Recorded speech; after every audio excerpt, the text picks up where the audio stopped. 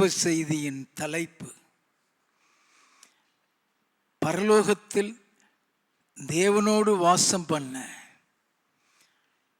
தேவனாகிய கர்த்தர் நம்மிடம் எதிர்பார்க்கும் உண்மை. பாகம் 5. சங்கீத புஸ்தகம் 101வது சங்கீதம் 6வது வசனம். தேசத்தில் உண்மையானவர்கள் என்னோடு வாசம் பண்ணும்படி என் கண்கள் அவர்கள் மேல் நோக்கமாயிருக்கும். தேசத்தில் உண்மையானவர்கள் என்னோடு வாசம் பண்ண அவர்கள் மேல் என் கண்கள் நோக்கமாயிருக்கும் என்றாரே. அப்படி கர்த்தர் சொல்லுவாரானால் அவரோடு கூட பரலோகத்தில் போய் வாசம் பண்ண தேவன் நம்மிடத்தில் எந்த அளவிற்கு உண்மையை எதிர்பார்ப்பார் என்பதை நாம் அறிந்து கொள்ள வேண்டும். வெளிப்படுத்தின விசேஷம் 17வது அதிகாரம் 14வது வசனத்தின் பிற்பகுதி சொல்லுகிறது. வாசிப்போம். அவரோடு கூட இருக்கிறவர்கள் அழைக்கப்பட்டவர்களும் தெரிந்து கொள்ளப்பட்டவர்களும் உண்மையுள்ளவர்களுமா இருக்கிறார்கள் என்றான். இந்த வசனத்தின்படி தேவனாகிய கர்த்தர் யாரை அழைத்திருக்கிறாரோ, யாரை தெரிந்து கொண்டிருக்கிறாரோ, யாரை குறித்து திட்டம் அல்லது தரிசனம் வைத்திருக்கிறாரோ அவர்களிடத்தில் அதிகமான உண்மையை எதிர்பார்ப்பார். வேதத்தில் தேவனால் அழைக்கப்பட்ட அல்லது தெரிந்து கொள்ளப்பட்ட ஒவ்வொருவரையும் நாம் கவனித்து பார்த்தால் அவர்கள் எவ்வளவு உண்மையுள்ள இருந்தார்கள் என்பது நமக்கு புரியும். கர்த்தர் ஒரு மனிதனுடைய இருதயத்தில் உள்ள உண்மையைத்தான் பார்ப்பார். வெளி தோற்றத்தில் உள்ள உண்மை அல்ல. நல்ல கவனித்துக் கொள்ள வேண்டும். மோசே கொலை செய்தவன் தான். கொலை செய்த மோசேயை ஏன் தெரிந்து கொண்டார்? ஏன் அவரை பெயர் சொல்லி அழைத்தார்? யாத்ராகமம் 3வது அதிகாரம் 4வது வசனம். அவன் பார்க்கும்படி கிட்ட வருகிறதே கர்த்தர் கண்டார். முட்செடியின் நடுவில் இருந்து தேவன் அவனை நோக்கி மோசே மோசே என்று கூப்பிட்டார். மோசே மோசே என்று பெயர் சொல்லி அழைக்கிறார். நல்லா கவனித்துக் கொள்ள வேண்டும். பெயர் சொல்லி அழைத்து அவர் கையில் ஒரு பொறுப்பை கொடுக்கிறார். யாத்ராகமம் 3வது அதிகாரம் 10வது வசனம். நீ இஸ்ரவேல் புத்திரராகிய என் ஜனத்தை எகிப்தில் இருந்து அழைத்து வரும்படி உன்னை பார்வோன் இடத்துக்கு அனுப்புவேன் வா என்றார். நல்ல கவனிங்க. சாதாரணமா சொல்லிட்டாரு, உன்னை பார்வோன் இடத்தில் அனுப்புகிறேன் வாப்பா.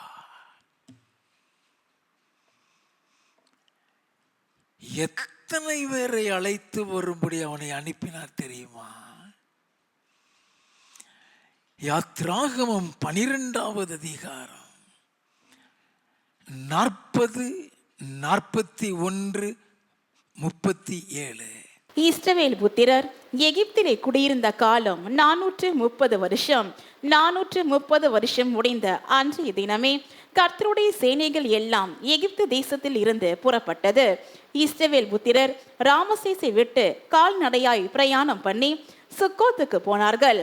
அவர்கள் பிள்ளைகள் தவிர 6 லட்சம் புருஷராயிருந்தார்கள். பிள்ளைகள் தவிர புருஷர்கள் மட்டும் 6 லட்சம்னா டோட்டல் எத்தனை லட்சம் இருக்கும்? ஒரு மனிதனால் வழிநடத்தி கொண்டு வர முடியுமா? இது ஒரு சாதாரண ஊழியமா?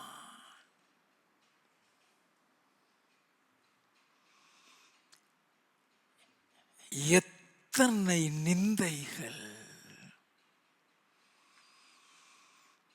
எத்தனை அவமானங்கள்,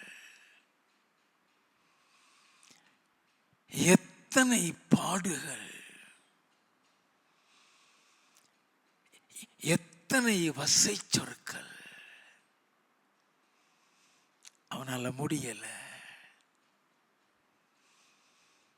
at a particular point of time, ஆண்டவரே, இந்த உபத்திரவத்தை நான் பாராதபடி என்னை கொன்று போடுன்னு சொன்னான். என்னாகமம் 11வது அதிகாரம் 14, 15 வசனங்கள். இந்த ஜனங்கள் எல்லாரையும் நான் ஒருவனாய் தாங்க கூடாது. எனக்கு இது மிஞ்சின பாரமாயிருக்கிறது. உம்முடைய கண்களிலே எனக்கு கிருபை கிடைத்ததானால் இப்படி எனக்கு செய்யாமல் என் உபத்திரவத்தை நான் காணாத படிக்க இப்பொழுது என்னை கொன்று போடும் என்று வேண்டிக் கொண்டான். பாடுகள், வேதனைகள் தாங்காம கொன்று போடும் என்று சொன்னானே வழிய, போதும் எனக்கு இந்த ஊழியம், வேற யாரையாவது வைத்து நடத்திக்கொள் என்று போகவில்லை. நல்ல கவனிங்க. How much the Lord trusted him in his calling. நல்ல கவனிக்க வேண்டாம். அவருக்கு தெரியும் இது பாடுகள் நிறைந்ததுன்னு. அவருக்கு தெரியும் இது வேதனை நிறைந்தது, பல எதிர்ப்புகள் உள்ளது. இந்த எதிர்ப்புகளுக்கு மத்தியில் செய்கிற ஊழியம். He knows about Moses, that he was a man of anger, பயங்கர கோபக்காரன். நல்லா கவனிக்க வேண்டாம். இப்படிப்பட்ட கோபக்காரனை 6 லட்சத்துக்கும் அதிகமான மக்கள் கையில கொடுத்தா நம்ம நினைப்போம் அடிச்சே கொண்டு போடுவான்னு.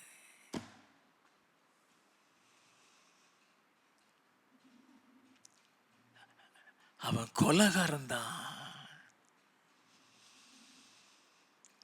அவன் கோபக்காரன் தான். God knows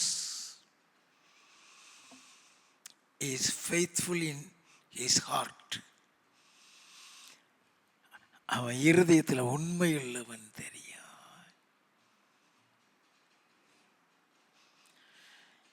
என்ன உபத்திரவம் வந்தாலும், என்ன பாடுகள் வந்தாலும், தான் கையில கொடுத்த ஆடுகளை அம்போன்னு விட்டுட்டு ஓடிட மாட்டான். அவருக்கு தெரியும். நல்லா கவனிக்க வேண்டும். சில நேரத்தில் நமக்கு அது புதியாத புதிரா இருக்கும். உன் வீட்டிலே நீ தான் கோபக்காரியா இருப்ப, உன் குடும்பத்திலே நீ தான் பொல்லாதவனா இருப்ப. நல்லவங்கெல்லாம் உன் வீட்டில் இருக்கும்போது உன்னை மட்டும் தெரிந்திருக்கு, அது உன்னால புரிஞ்சுக்கிடவே முடியாது. நல்லா தெரிந்து கொள்ள வேண்டும். God knows his heart. அவன் இருதயம் எப்படிப்பட்டதுன்னு அவருக்கு தெரியும். ஆபிரகாமுடைய இருதயத்தை உண்மையுள்ளது என்று கண்டுதானே ஏத்தியர், எமோரியர், பெரிசியர், கானானியர் இருக்கிற தேசத்தை அவனுக்கு சுதந்திரமாக கொடுத்தார். நெகேமியா 9வது அதிகாரம் 7, 8 அப்படித்தானே சொல்லுகிறது. நல்லா கவனிங்க. கொடுத்த பொறுப்பில் உண்மையாயிருப்பான் என்று நம்பிதான்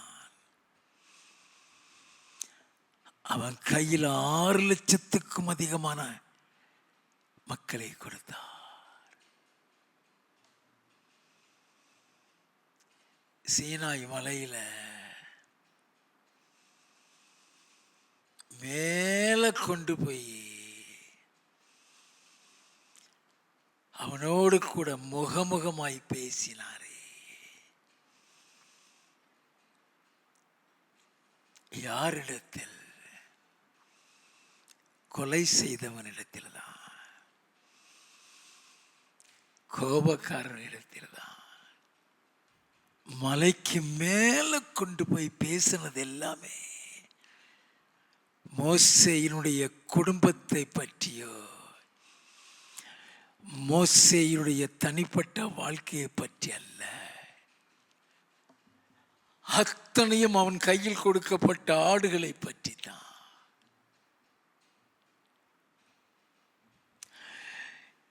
எத்தனை உண்மையுள்ளவனாய் இருந்திருப்பான் என்றால்,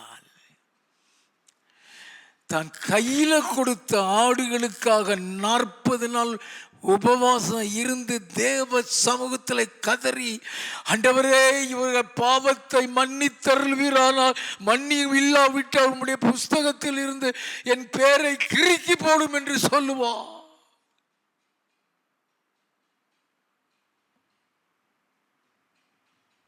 எல்லாம் தெரிந்து கொள்ளுங்க.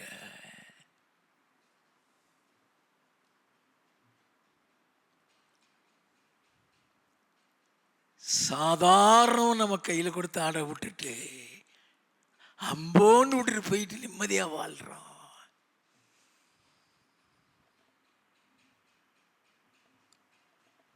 பரலோகத்துக்கு போயிடுவோன்னு மட்டும் நினைச்சிடாதீங்க. வசனத்தின்படி போக முடியாது. லூக்கா எழுதின சுவிசேஷம் 9வது அதிகாரம் 60 62 வரை.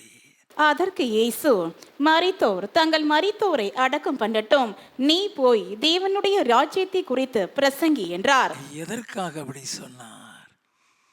முந்தின வசனம் வாசிங்க. வேறொருவனை அவர் நோக்கி, என்னை பின்பற்றி வா என்றார். என்னை பின்பற்றி வா. ஊழியத்துக்கு தான் கூப்பிடுறாரு, ஊழியம் செய்ய தான் கூப்பிடுறாரு. வாசிப்போம். அதற்கு அவன், ஆண்டவரே, முன்பு நான் போய் என் தகப்பனை அடக்கம் பண்ண எனக்கு உத்தரவு கொடுக்க வேண்டும் என்றான். என்ன அர்த்தம்? அவங்க அப்ப செத்து கிடக்கிறான்னு அர்த்தமா? இல்ல, இன்னும் கொஞ்ச நாளில் இறந்துருவாரு.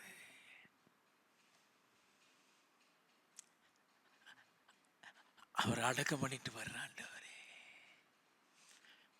அதுக்கு தான் சொல்றார். வாசிப்போம். அதற்கு இயேசு, மரித்தோர் தங்கள் மரித்தோரை அடக்கம் பண்ணட்டும், நீ போய் தேவனுடைய ராஜ்யத்தை குறித்து பிரசங்கி என்றார். நல்ல கவனிங்க ஐயா, அவங்களுக்கு உலகத்தான் இருக்கிறான்.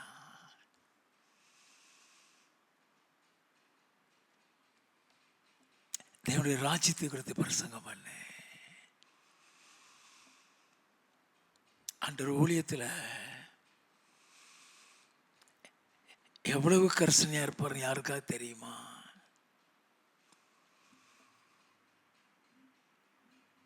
வாசிப்போம். பின்பு வேறொருவன் அவரை நோக்கி, ஆண்டவரே, உம்மை பின்பற்றுவேன், ஆனாலும் முன்பு நான் போய் வீட்டில் இருக்கிறவர்களிடத்தில் அனுப்புவித்து கொண்டு வரும்படி எனக்கு உத்தரவு கொடுக்க வேண்டும் என்றான். அது என்னது? அனுப்புவித்து கொண்டு வரும்படி? Farewell celebration. பொதுவாக அலுவலகங்கள்லையோ ஊழியத்திலேயோ இருக்கிறவர்கள், இப்போ ஊழியத்தில் இருக்கிறாங்கன்னு சொன்னா அவங்கள தூர தேசத்துக்கு ஆண்டவர் ஊழியத்துக்கு அனுப்புவார். அந்த இடத்தை விட்டு போகும் பொழுது ஒரு ஃபேர்வெல் கொடுப்பாங்க. அலுவலகத்தில் வேலையை விட்டு போகிறவங்களுக்கு ஒரு ஃபேர்வெல் கொடுப்பாங்க, வாழ்த்து சொல்லி அனுப்புறது. அப்படி எல்லாரையும் கூப்பிட்டு நான் ஒழித்து போறேன்னு சொல்லிட்டு வர்றேன்.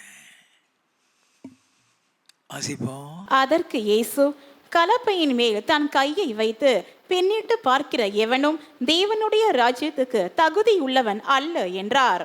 ஊழியத்துக்கு தகுதியுள்ளவன் சொல்லல,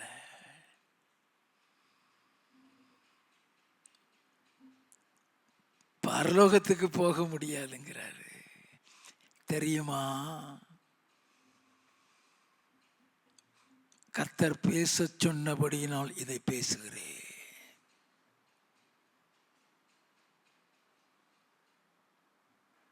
Is from the Lord. நல்லா கவனித்துக் கொள்ள வேண்டாம். கலப்பையில கை வச்சிட்டு பின்னிட்டு பார்க்கிறவன் தேவனுடைய ராஜ்யத்திற்கு ஏற்றவன் அல்ல. அப்படின்னா எவ்வளவோ பாடுகள் இந்த மோசேக்கு. போதும், நான் வாழ்ந்தது போதும் ஆண்டவரே, இவங்களையெல்லாம் நானா கர்ப்பம் தரிச்சேன்,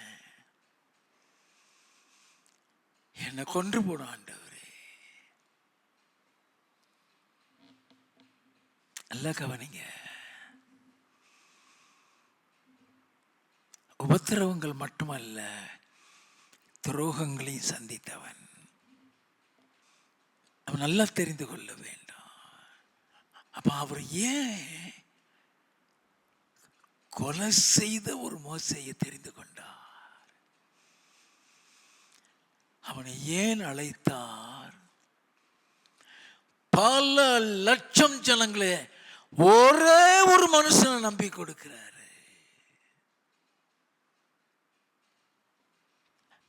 ஆரோனை நம்பி அல்ல, மிரியாமை நம்பி அல்ல, ஒரே ஒரு மனுஷன்.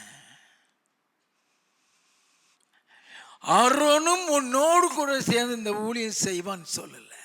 நல்லா கவனிங்க. அவன் உனக்கு வாயா இருப்பான். நீ திக்குவாயும் மந்தனாவும் உள்ளவன் சொல்லியே, அதனால அவன் வாயா இருப்பான். நீ இப்போ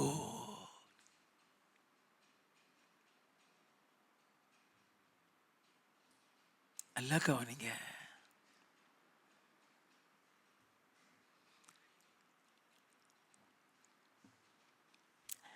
தேசத்தில் உண்மையானவர்கள்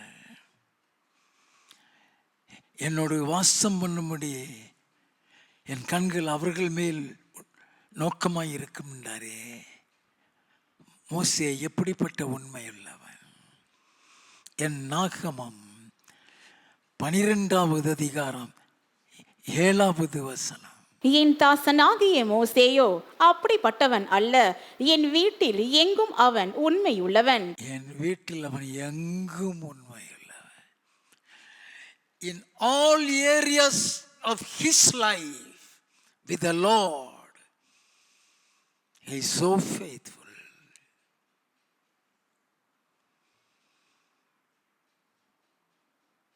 மோசே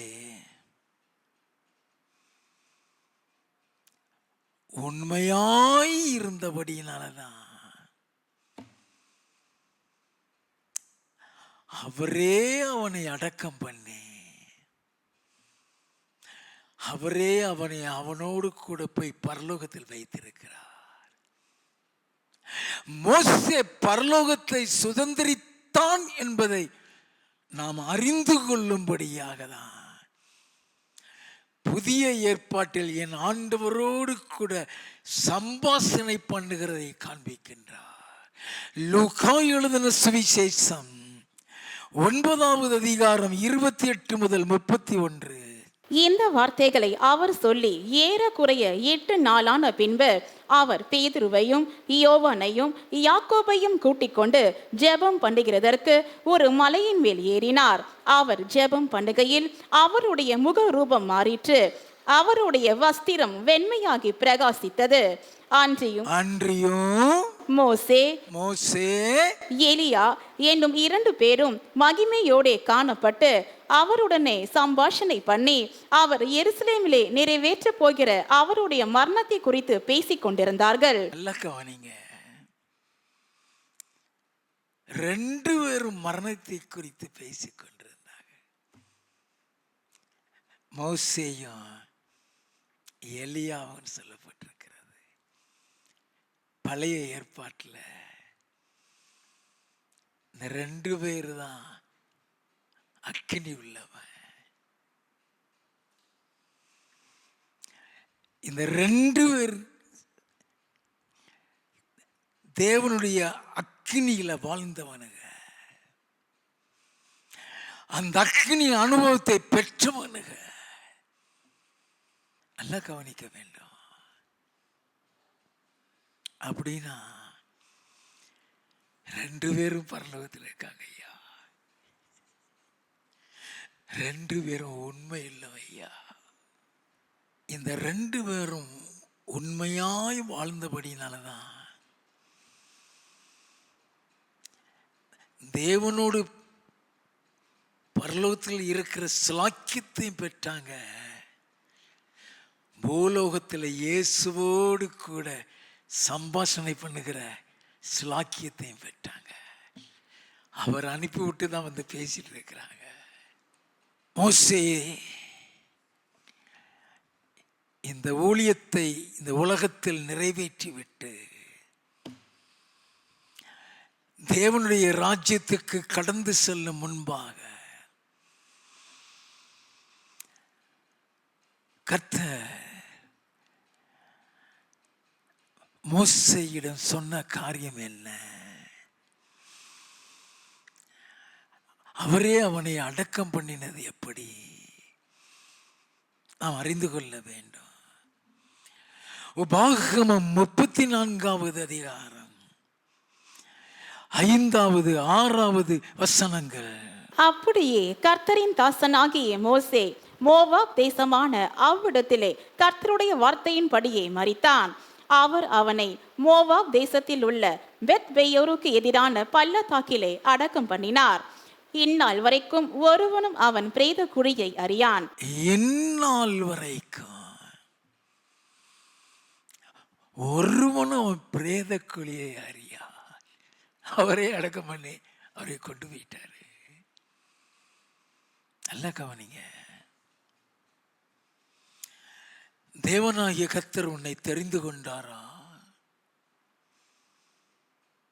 உன்னை அழைத்திருக்கிறாரா? பாடுகள் உண்டு,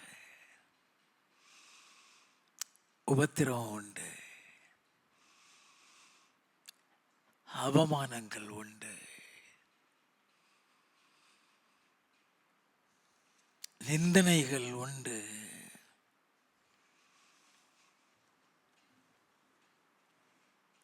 அந்த பாடுகள் மத்தியிலும் அந்த அவமான நிந்தையிலும் உண்மையாய் கடைசி வரைக்கும் நிலைத்திருக்கிறாயா? அதுதான் அவரிடத்தில் காட்டுகிற உண்மை. இயேசு கிறிஸ்துவனுடைய உண்மையை குறித்து எழுதப்பட்ட வேத வாக்கியத்தை வாசிப்போமே. எபிரேயரின் புஸ்தகம் 3வது அதிகாரம் 1வது 2வது வசனங்கள். இப்படி இருக்க பரம அழைப்புக்கு பங்குள்ளவர்களாகிய பரிசுத்த சகோதரரே, நாம் அறிக்கை பண்ணுகிற அப்போஸ்தலரும் பிரதான ஆசாரியருமாய் இருக்கிற கிறிஸ்து இயேசுவை கவனித்து பாருங்கள். மோசே தேவனுடைய வீட்டில் எங்கும் உண்மை உள்ளவனாய் இருந்தது போல, மோசே தேவனுடைய வீட்டில் எங்கும் உண்மையுள்ளவனாய் இருந்தது போல, இவரும் தம்மை ஏற்படுத்தினவருக்கு உண்மை உள்ளவராயிருக்கிறார். தம்மை ஏற்படுத்தினவருக்கு எந்த நோக்கத்தோடு அவரை இந்த உலகத்திற்கு அனுப்பினாரோ அந்த நோக்கம், அந்த திட்டம், அந்த தரிசனம் சிலுவையின் மரண பரியந்தம் உண்மையாய் இருந்ததா. மரித்தார்.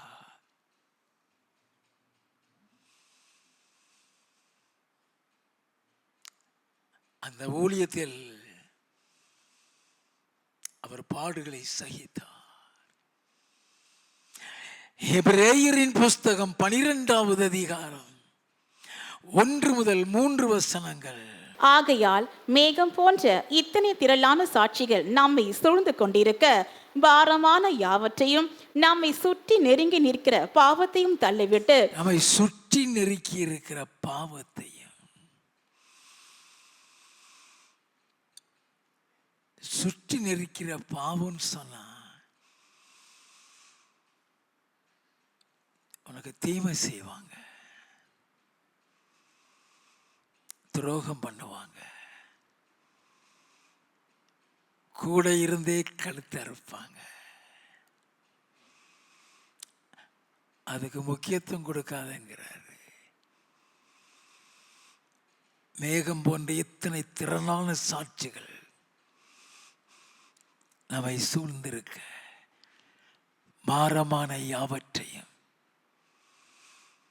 நம்மை சுற்றி நெருக்கியிருக்கிற பாவத்தையும் தள்ளிவிட்டு, விசுவாசத்தை துவக்குகிறவரும் முடிக்கிறவருமாயிருக்கிற இயேசுவை நோக்கி நமக்கு நியமித்திருக்கிற ஓட்டத்தில் பொறுமையோட ஓட கடவோம்.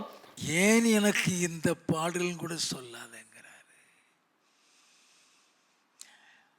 உன்னை பற்றி தீமையாய் பேசுகிறவங்க பேச்ச கூட எடுக்காதங்கிறாரு.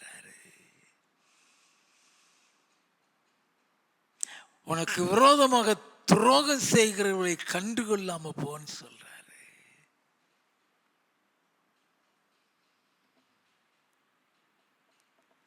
நல்லா கவனிங்க. விசுவாசத்தை துவக்குகிறவரும் முடிக்கிறவருமாக இயேசு கிறிஸ்துவை நோக்கி நமக்கு நியமித்திருக்கிற ஓட்டத்தில் பொறுமையோட ஓட கடவோம். அவர் தமக்கு முன் வைத்திருந்த சந்தோஷத்தின் பொருட்டு, அவர் தமக்கு முன் வைத்திருந்த சந்தோஷத்தின் பொருட்டு அவமானத்தை எண்ணாமல் சிலுவையை சகித்து தேவனுடைய சிங்காசனத்தின் வலது பாரிசத்தில் வீற்றிருக்கிறார். எனது தமக்கு முன் வைத்திருந்த சந்தோஷத்தின் பொருட்டுங்கும் போது அவருடைய சிங்காசனத்தின் வலது பாரிசத்தில் போய் வீற்றிருந்தார் அல்லவா. அந்த சந்தோஷத்தை மட்டும்தான் பார்க்கிறார் ஒழிய பாடுகளை பார்க்கவில்லை. அதை சகித்து கொண்டு போனார் ஐயா.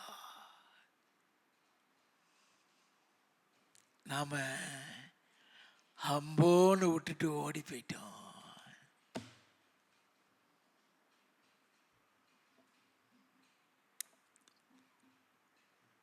கர்த்தாவே கர்த்தாவே என்று கூப்பிட்ட உடனே பரலோகத்துக்கு போக முடியாது. யார் போக முடியும்? மத்தேயு எழுதின சுவிசேஷம் 7வது அதிகாரம் 21வது வசனம். பரலோகத்தில் இருக்கிற என் பிதாவின் சித்தத்தின்படி செய்கிறவனே பரலோக ராஜ்யத்தில் பிரவேசிப்பானே அல்லாமல் என்னை நோக்கி கர்த்தாவே கர்த்தாவே என்று சொல்லுகிறவன் அதில் பிரவேசிப்பதில்லை. என்னை நோக்கி கர்த்தாவே கர்த்தாவேனா ராவும் பகலும் ஜபத்தில் இருக்கிறவன். வாசிப்போம் அடுத்த வசனம். அந்நாளில் அநேகர் என்னை நோக்கி கர்த்தாவே கர்த்தாவே உமது நாமத்தினாலே தீர்க்க தரிசனம் உரைத்தோம் அல்லவா. தீர்க்கதரிசியாயிருப்பார்கள். தேவன் சொன்னதை சொல்லுவார்கள். அதுல கள்ள தீர்க்க தரிசனம் இருக்காது. உமது நாமத்தினாலே தீர்க்க தரிசனம் சொன்னோம் என்பார்கள் சொல்றாரு.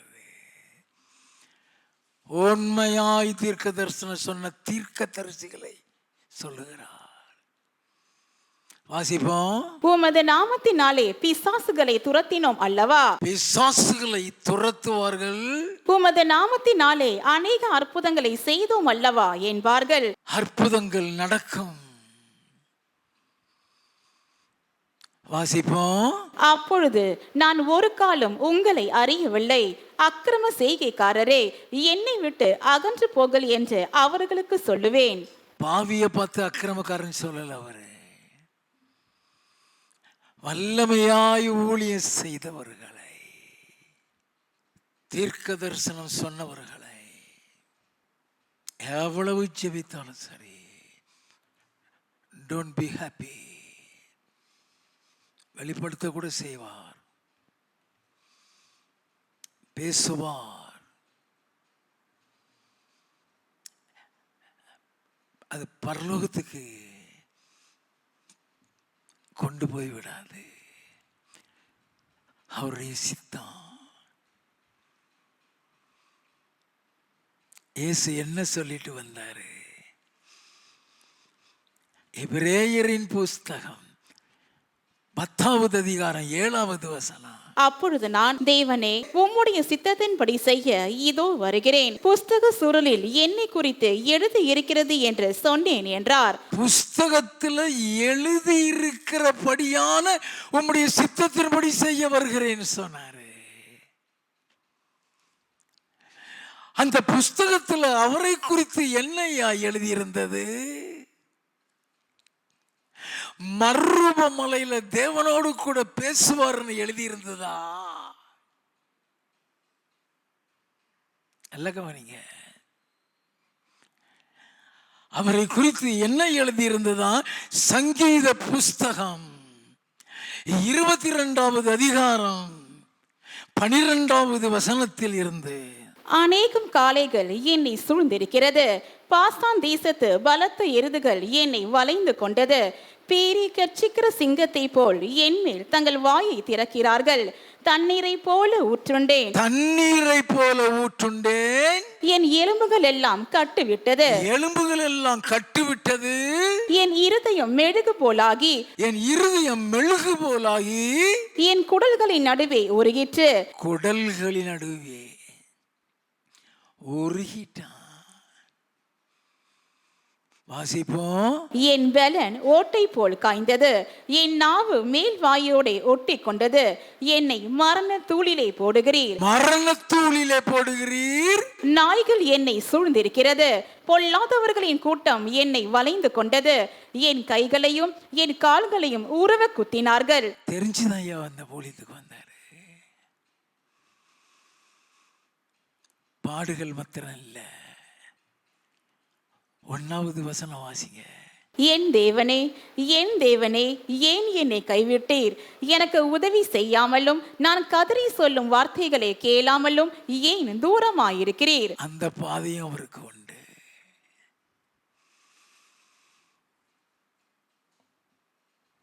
இது எல்லாம் கடைசியில் நடந்ததுதான்.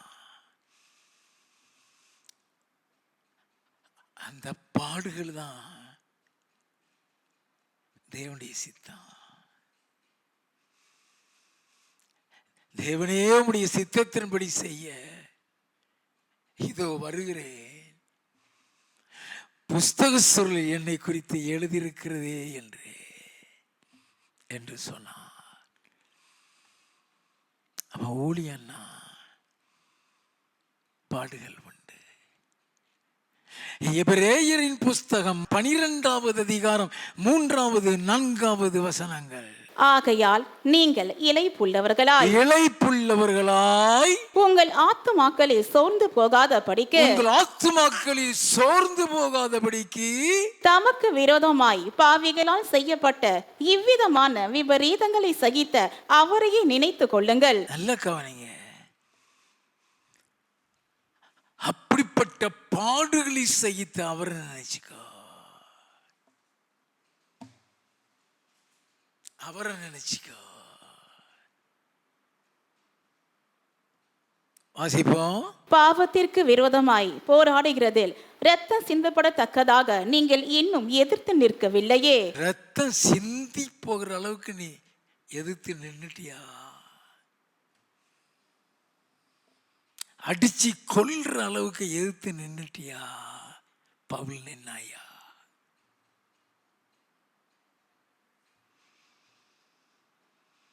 அவரோடு கூட இருக்கிறவர்கள் அழைக்கப்பட்டவர்களும் தெரிந்து கொள்ளப்பட்டவர்களும் உண்மையுள்ளவர்களுமாயிருக்கிறார்கள். அப்போஸ்தலனாகிய பவுல் இயேசு கிறிஸ்துவுக்கு விரோதமான பல தீமைகள் செய்தவன். பரிசுத்தவான்களை அநேகரை சிறைச்சாலையில் அடைத்து கொடுமைப்படுத்தி கொலையும் செய்தவன்.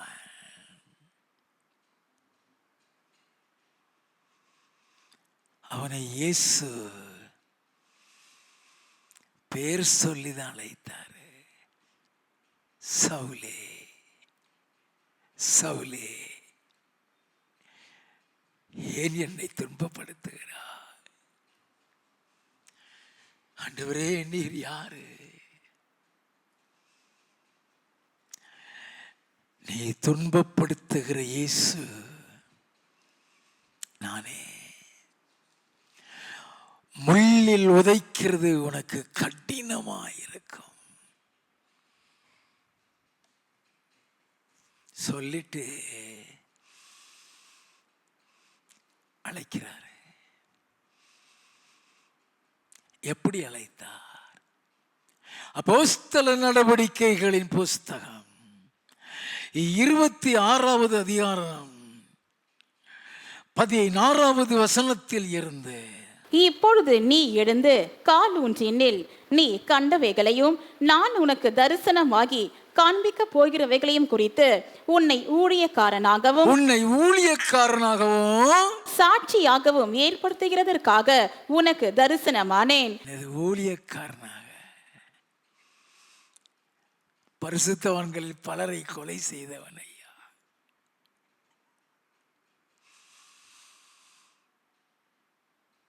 அழைக்கிறாரு. வாசிப்போம். உன் சுய ஜனத்தாரிடத்தினின்றும் அந்நிய ஜனத்தாரிடத்தினின்றும் உன்னை விடுதலையாக்கி அவர்கள் என்னை பற்றும் விசுவாசத்தினாலே பாவ மன்னிப்பையும் பரிசுத்தமாக்கப்பட்டவர்களுக்குரிய சுதந்திரத்தையும் பெற்றுக்கொள்ளும்படியாக அவர்கள் இருளை விட்டு ஒளியிடத்திற்கும் சாத்தானுடைய அதிகாரத்தை விட்டு தேவனிடத்திற்கும் திரும்பும்படிக்கு நீ அவர்களுடைய கண்களை திறக்கும் பொருட்டு இப்பொழுது உன்னை அவர்களிடத்துக்கு அனுப்புகிறேன் என்றார். நல்ல கவனிங்கய்யா. இது அவனால நம்ப முடியுமா? இவ்வளவு தீமை செய்தவனாச்சு.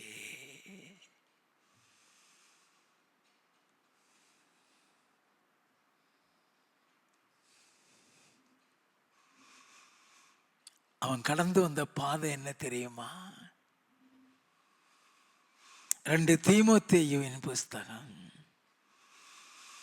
3வது அதிகாரம் 11வது வசனம்.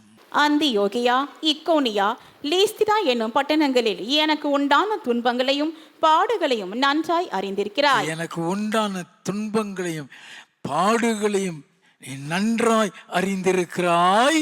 எவ்வளவோ துன்பங்களை சகித்தேன், எவ்வளவோ துன்பங்களை சகித்தேன். இவை எல்லாவற்றினின்றும் கர்த்தர் என்னை நீங்களாக்கி விட்டார். இவை எல்லாவற்றினின்றும் கர்த்தர் என்னை நீங்களாக்கி விட்டார். 2 கொரிந்தியரின் புஸ்தகம் 11வது அதிகாரம் 23 முதல் 27 வரை. அவர்கள் கிறிஸ்துவின் ஊழியக்காரரா? நான் அதிகம் புத்தியீனமாய் பேசுகிறேன். நான் அதிகமாய் பிரயாசப்பட்டவன், அதிகமாய் அடிபட்டவன், அதிகமாய் காவல்களில் வைக்கப்பட்டவன், அநேகந்தரம் மரண அவதியில் அகப்பட்டவன். யூதர்களால் 1 குறைய 40 அடியாக 5 தரம் அடிபட்டேன். 3 தரம் மிலாறுகளால் அடிபட்டேன். 1 தரம் கல்லெறியுண்டேன். 3 தரம் கப்பர் சீதத்தில் இருந்தேன். கடலிலே ஒரு ராப்பகல் முழுவதும் போக்கினேன். அநேகந்தரம் பிரயாணம் பண்ணினேன். ஆறுகளால் வந்த மோசங்களிலும், கல்லரால் வந்த மோசங்களிலும், என் சுய ஜனங்களால் வந்த மோசங்களிலும், அந்நிய ஜனங்களால் வந்த மோசங்களிலும், பட்டணங்களில் உண்டான மோசங்களிலும், வனாந்திரத்தில் உண்டான மோசங்களிலும், சமுத்திரத்தில் உண்டான மோசங்களிலும், கள்ள சகோதரத்தில் உண்டான மோசங்களிலும், பிரயாசத்திலும், வருத்தத்திலும், அநேக முறை கண் விழிப்புகளிலும், பசியிலும், தாகத்திலும், அநேக முறை உபவாசங்களிலும், குளிரிலும், நிர்வாணத்திலும் இருந்தேன். நல்லா கவனிங்க. எவ்வளவோ பாடுகள். பேதுரு கூட அந்த பாடல போயிருக்க மாட்டான்.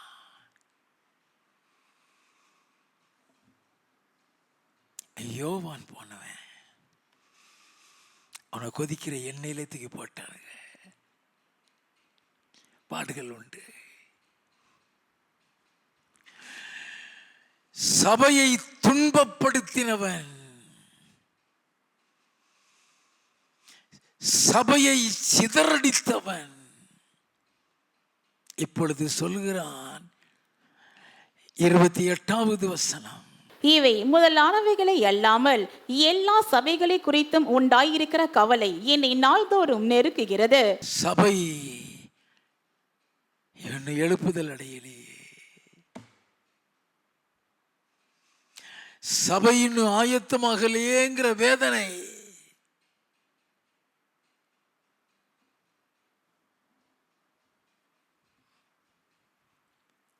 எவ்வளவு பாடுகள்ல போனதுக்கு அப்புறம் சொல்றான்,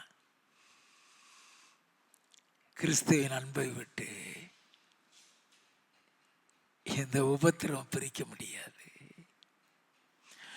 ரோமரின் புஸ்தகம் 8வது அதிகாரம் 36வது வசனம், கிறிஸ்துவின் அன்பை விட்டு நம்மை பிரிப்பவன் யார்? கிறிஸ்துவின் அன்பை விட்டு நம்மை பிரிப்பவன் யார்?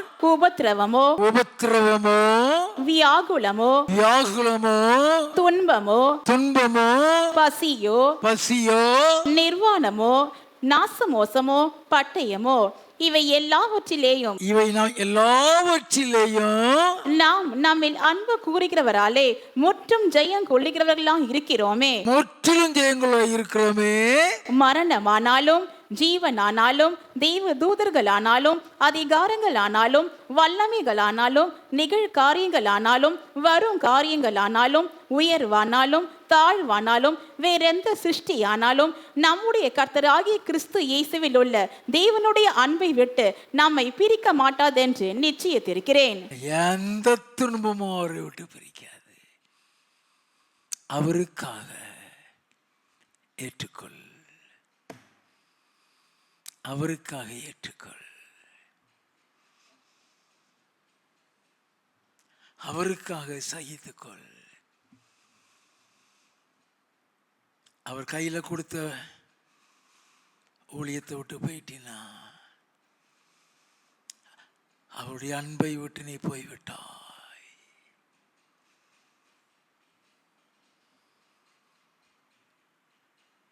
அவர் பாடுகளை சகிக்கும் பொழுதுதான் அவனை நேசிப்பாரு. அவருக்காக நீ அவமானத்தை சகிக்கும் பொழுதுதான் அவனை நேசிப்பாரு. தேசத்தில் உண்மையானவர்கள் என்னோடு வாசம் பண்ணும்படி என் கண்கள் அவர்கள் மேல் நோக்கமாக இருக்கும். நான் பார்த்துக்கிட்டு தான் இருப்பாரு. இவன் எவ்வளவு சகிச்சுட்டு போறான்,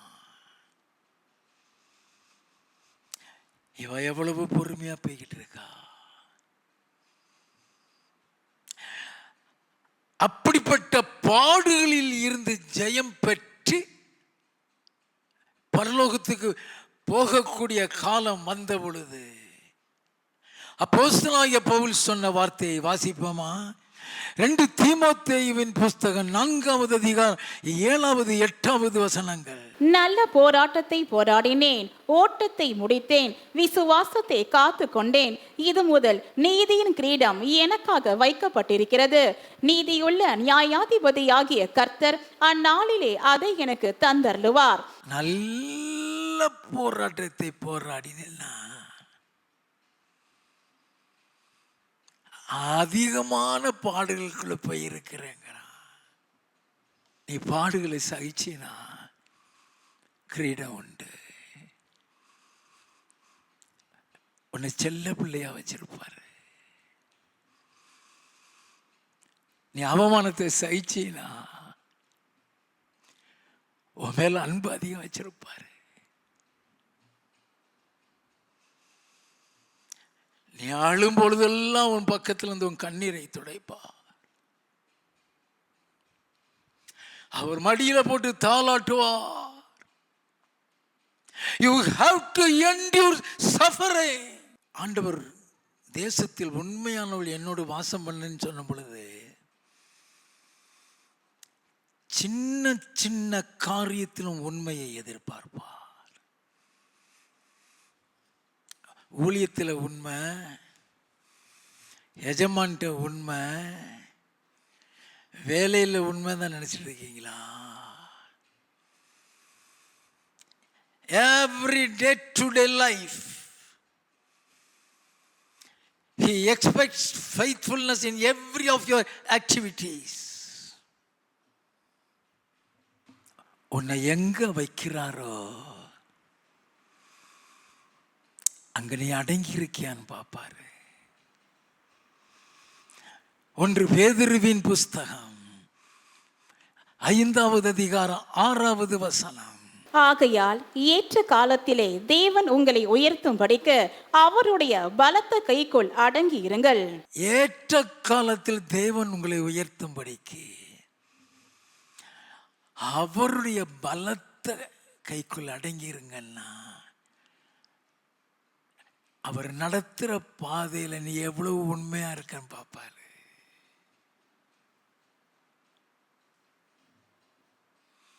யோசுவா என்பவன் மோசேட்ட ஊழியம் செய்தவன் தான். அவனுக்கு ஒரு ஊழியக்காரனாய், ஒரு பணிவிடைக்காரனாய் இருந்தவன். வயசுல பெரியவனும் கிடையாது. என் நாகமம் 11வது அதிகாரம் 28வது வசனம். உடனே மோசேனிடத்தில் உள்ள வாலிபரில் ஒருவனும் அவனுடைய ஊழியக்காரனும் நூனின் குமாரனுமாகிய யோசுவா பிரதியுத்தரமாக, யார் அவன்? வாலிபன்.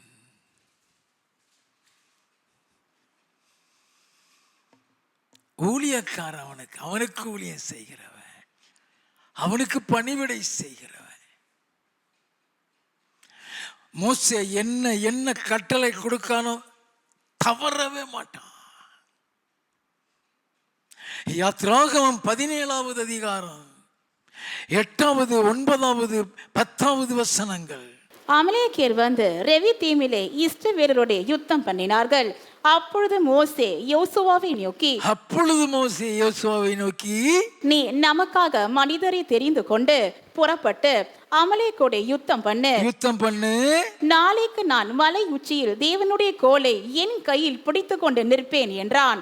யோசுவா தனக்கு மோசே சொன்னபடியே செய்து அமலேக்கோடு யுத்தம் பண்ணினான். அமலேக்கியரோடு யுத்தம் பண்ணினான். அவன் என்ன சொன்னானோ கீழ்ப்படிவான். யாத்ராகமம் 24வது அதிகாரம் 12வது 13வது வசனம். அப்பொழுது கர்த்தர் மோசேயை நோக்கி, நீ மலையின் மேல் என்னிடத்திற்கு ஏறி வந்து அங்கே இரு. நான் உனக்கு கற்பலகைகளையும் நீ அவர்களுக்கு உபதேசிப்பதற்கு நான் எழுதின நியாய பிரமாணத்தையும் கற்பனைகளையும் கொடுப்பேன் என்றார். ஆண்டவர் நீ மேல வான்னு சொன்னாரு. அவன் பணிவிடைக்காரனையும் கூட்டிட்டு வாசிப்போம். அப்பொழுது மோசே தன் ஊழியக்காரனாகிய யோசுவாவோடு எழுந்து போனான். மோசே தேவ பர்வதத்தில் ஏறி போகையில் அவனுடைய ஊழியக்காரனாய் இந்த யோசுவாவையும் கூட்டிட்டு போறான். 18வது வசனம்.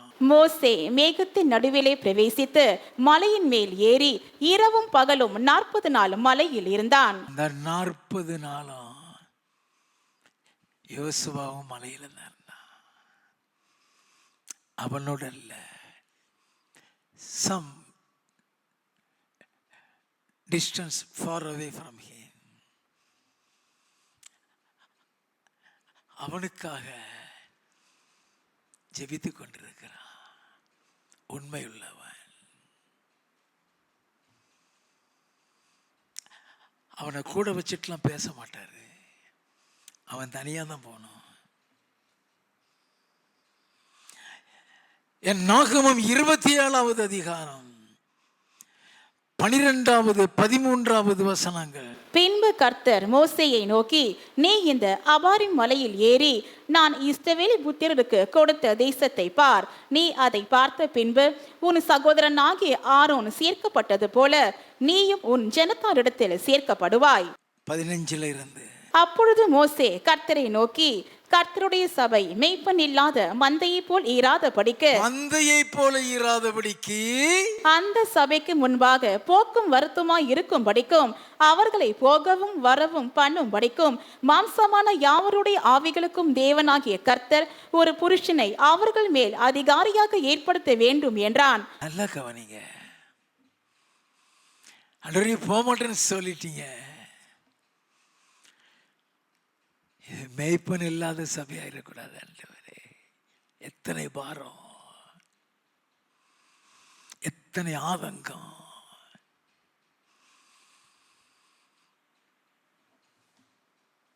அதுக்கு ஒரு புருஷனை ஏற்படுத்துங்க ஆண்டவரே.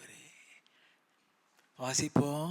கர்த்தர் மோசேயை நோக்கி, ஆவியை பெற்றிருக்கிற புருஷனாகிய யோசுவா என்னும் நூனின் குமாரனை நீ தெரிந்து கொண்டு அவன் மேல் உன் கையை வைத்து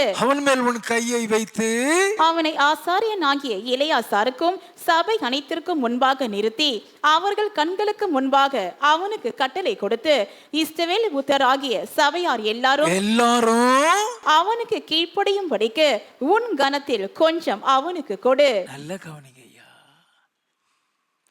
மோசேக்கு ஷாக்கா இருக்காதா?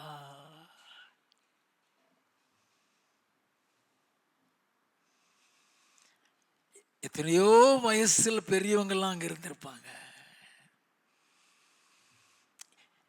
இவன் வயசுல குறைஞ்சவன். மோசேயை விட அதிக வயசுல குறைஞ்சவன். மோசேக்கும் பிள்ளைகள் உண்டியா?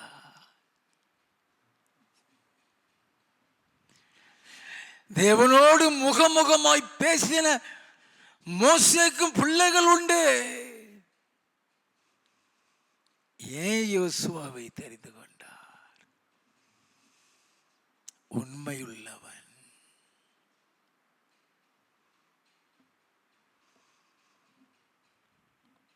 எந்த அளவுக்கு அவன் உண்மையா இருந்தா இன்னைக்கு 10-15 லட்சம் தாண்டின மக்களை கையில கொடுப்பாரு.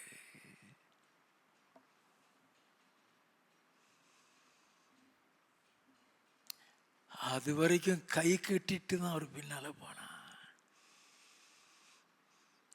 இப்ப இருக்கிறவங்க எல்லாம் அண்ணன் எப்ப சாவான், திண்ணை எப்போ காலியாகும்.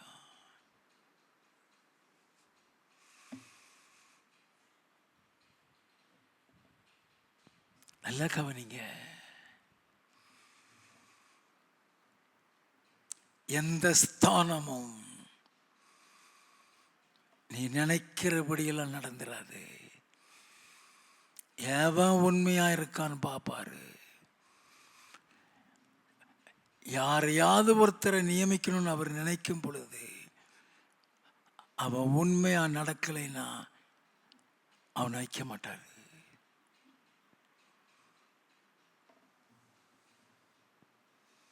யார் உண்மையா இருக்கிறாங்களோ அவங்க கையில தான் அடுத்த பொறுப்பை கொடுப்பார்.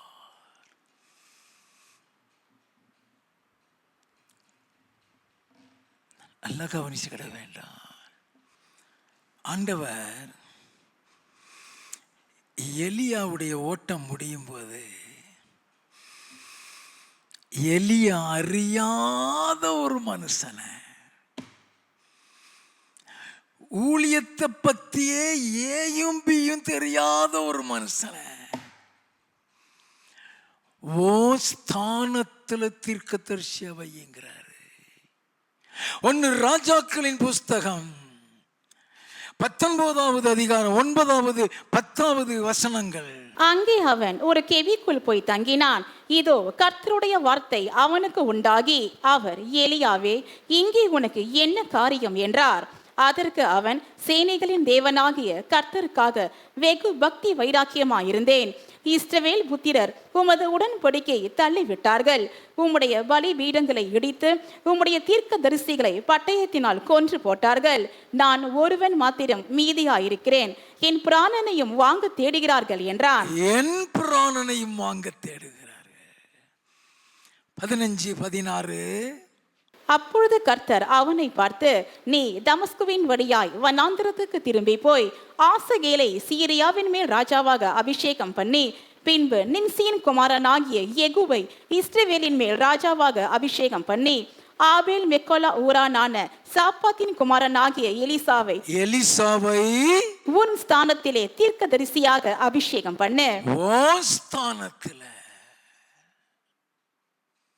அவன் யாரியா? அவன் யாருன்னே உனக்கு தெரியாது. அவன் விவசாயி. 19வது வசனம். அப்படியே அவன் அவ்விடம் விட்டு புறப்பட்டு போய் 12 ஏர் பூட்டி உழுத சாப்பாத்தின் குமாரனாகிய எலிசாவை கண்டான். 12 ஏர் பூட்டி உழுத விவசாயி. ஊழியத்தை பத்தியே தெரியாது.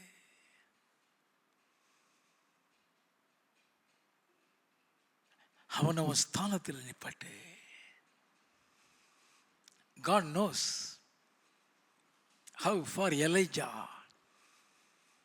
was faithful to him all throughout his life. He has chosen one equal to Elijah.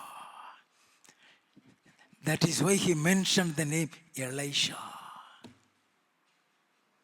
நல்ல கவனிங்க. எலிசாவின் உண்மை என்ன?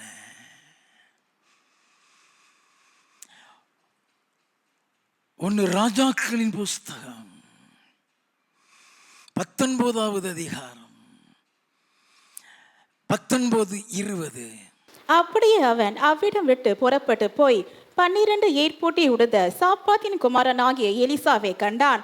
அவன் 12ஆம் ஏரை ஓட்டிக் கொண்டிருந்தான். எலியா அவன் இருக்கும் இடம் மட்டும் போய் அவன் மேல் தன் சால்வையை போட்டான். ஏன் சால்வையை போட்டான்? அந்த சால்வையில அக்கினி இருக்கு. அந்த சால்வையில தான் அபிஷேகம் இருக்கு. போட்டுட்டான் இல்லையா, அழைப்பு வந்துருச்சுன்னு அர்த்தம். போட்டுட்டான் இல்லையா, இவன் ஸ்தானத்துல தீர்க்கதரிசியா வந்துட்டான். அந்த நாள்ல இருந்து தீர்க்க தரிசனம் அவனுக்கு ஆபரேட் ஆக ஆரம்பிச்சிடும். அவன் ஸ்தானத்துல கொண்டு வர்றாரு. தீர்க்க தரிசி ஸ்தானத்துல கொண்டு வர்றாரு. வாசிப்போம். அப்பொழுது அவன் மாடுகளை விட்டு எலியாவின் பிறகே ஓடி, நான் என் தகப்பனையும் என் தாயையும் முத்தம் செய்ய உத்தரவு கொடும், அதற்கு பின் உம்மை பின் தொடர்வேன் என்றான். அதற்கு அவன், போய் திரும்பி வா, நான் உனக்கு செய்ததை நினைத்துக்கொள் என்றான். அப்பொழுது அவன் இவனை விட்டு போய் ஓர் ஏன் மாடுகளை பிடித்து அடித்து ஏரின் மர முட்டுகளால் அவைகளின் இறைச்சியை சமைத்து ஜனங்களுக்கு கொடுத்தான். அவர்கள் சாப்பிட்ட பிற்பாடு அவன் எழுந்து எலியாவுக்கு பின் சென்று அவனுக்கு ஊழியம் செய்தான். அவன் எழுந்து எலியாவுக்கு பின் சென்று ஊழியம் செய்தான் போட்டிருக்கிறதே. என்ன ஊழியம் செய்தான்? அவன் பின்னால போய் பணிவிடை செய்தான் அர்த்தம். என்ன ஊழியம் செய்தான்? 2 ராஜாக்களின் புஸ்தகம் 3வது அதிகாரம் 11-12 வசனங்கள். அப்பொழுது யோசபாத், நாம் கர்த்தரிடத்தில் விசாரிக்கும்படி கர்த்தருடைய தீர்க்கதரிசி ஒருவரும் இங்கே இல்லையா என்று கேட்டதற்கு, எலியாவின் கைகளுக்கு தண்ணீர் வார்த்த சாப்பாத்தின் குமாரனாகிய எலிசா எங்கே இருக்கிறான் என்று இஸ்ரவேல் ராஜாவின் ஊழியக்காரரில் ஒருவன் மறுமொழியாக சொன்னான். என்ன சொன்னானுங்க? எலியாவின் கைகளுக்கு தண்ணீர் வார்த்த. நான் இப்படி நினைச்சுக்கிட்டேன், பின்னால கூஜா தூக்கிட்டு போயிருப்பான் போலுக்கு. கையை காலை கழுவுறதுக்கு, தண்ணி குடிக்கிறதுக்கு. அப்படி இருந்தவன் இன்னைக்கு ராஜாக்களை தேடி வர வைக்கிறாரு. ராஜாக்கள் அவன்கிட்ட வந்து நிக்கிறாங்க. டாப்புக்கு கொண்டு போயிட்டாரு. காரணம் எலிசாவின் உண்மை. அநேகருக்கு அவனுடைய உண்மையை பற்றி தெரியாது.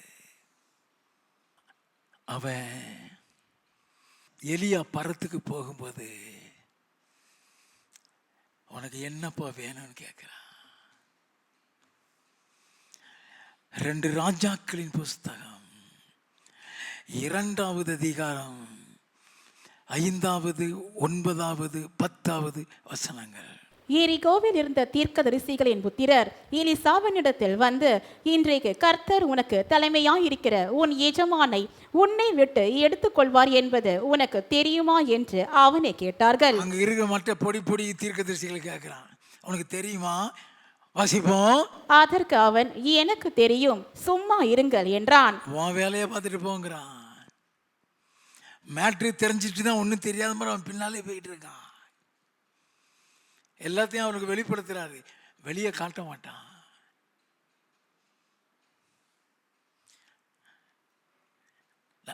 ஒன்பது 10. அவர்கள் அக்கறைப்பட்ட பின்பு எலியா எலிசாவை நோக்கி, நான் உன்னை விட்டு எடுத்துக்கொள்ளப்படும் முன்னே நான் உனக்கு செய்ய வேண்டியது என்ன கேள் என்றான். அதற்கு எலிசா, உம்மிடத்தில் உள்ள ஆவியின் வரம் எனக்கு இரட்டிப்பாய் கிடைக்கும்படி வேண்டுகிறேன் என்றான். அதற்கு அவன், அரிதான காரியத்தை கேட்டாய். உன்னை விட்டு நான் எடுத்துக்கொள்ளப்படுகையில் என்னை நீ கண்டால் உனக்கு கிடைக்கும், இல்லாவிட்டால் கிடையாது என்றான். அது சாதாரணதில்லையா. எலியாவுக்கு கொடுத்த அபிஷேக அக்கினி, a special anointing Elijah, அது வேணுங்கிறான். அது ரெட்டிப்பா கேட்கிறான். அந்தஸ்தை கேட்கல, ஆஸ்தியை கேட்கல, நீ தங்கி இருக்கிற வீட்டை கூட கேட்கல. உன்னை போல ஒரு தீர்க்கதரிசியா மேலே வரணும்னு கேட்கல. நீ பெற்ற ஆவியின் வரம், அபிஷேகம் எனக்கு ரெண்டிப்பா வேணும்.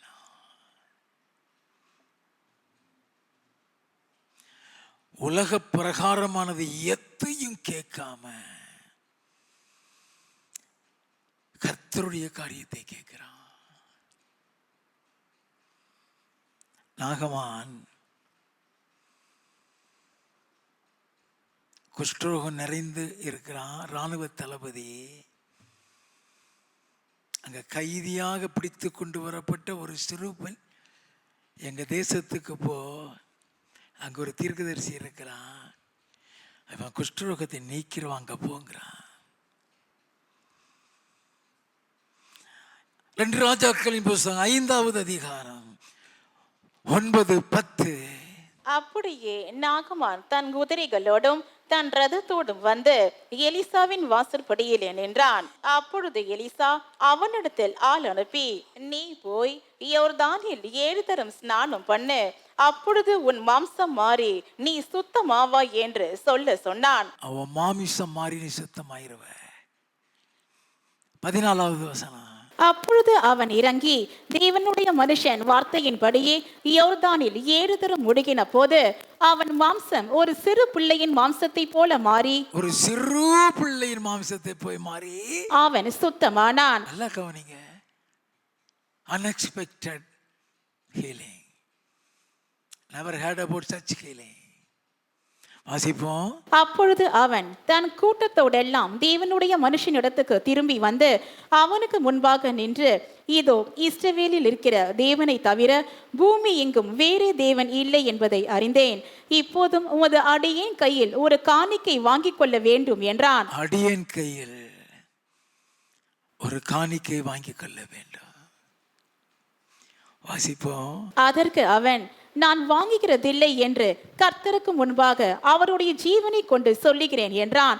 வாங்க வேண்டும் என்று அவனை வருந்தினாலும் தட்டுதல் பண்ணிவிட்டான்.